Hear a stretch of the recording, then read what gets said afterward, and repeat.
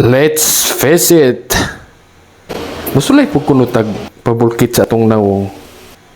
Dayon paghuman, mukaon po tag balbakwa. Kay di man ta sa Cebu, lami kayong balbakwa.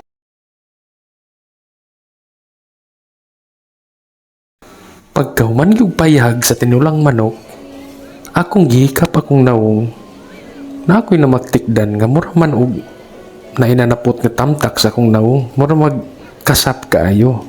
Murag angay na itong ipabulkit da. Na ako'y nakita dito sa Let's Face It. So, adto na to kay di aman ta diri sa SM.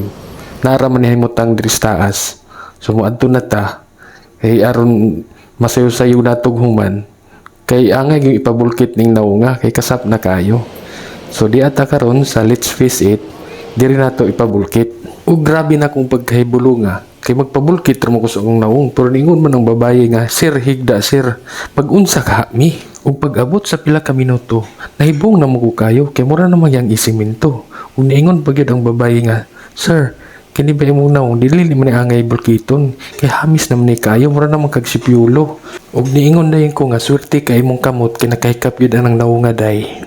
Ug pag-abot sa usa ka minuto nahibong kay ko nang pabulkit ramon ako nganong nang ngibot naman ni siya murag amorsiko.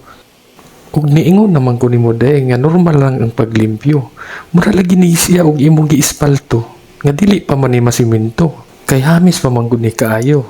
Wala pa gani ni tatsa, wa pa gyud nakakisan niya. Ug pag-abot sa 30 minuto, nahuman ra gyud akong kalbaryo. Niingon ang babaye, "Sir, kauno og balbakwa aron mahamis samot imong hitsura."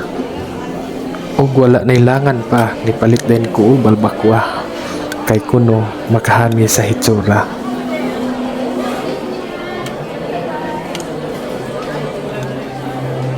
Grabe kahumok sa balbakwa guys, oh. Humok pa sa imong ilong. Marasag gilis guys. Grabe kalami. Iba talaga ang balbakwa ng Cebu. Ayan guys, oh. Wow, sarap. Gakiat yung bagang ni Biotic. Ug wala na ilangan pa. Gibahog yun ako ang sabaw sa balbakwa.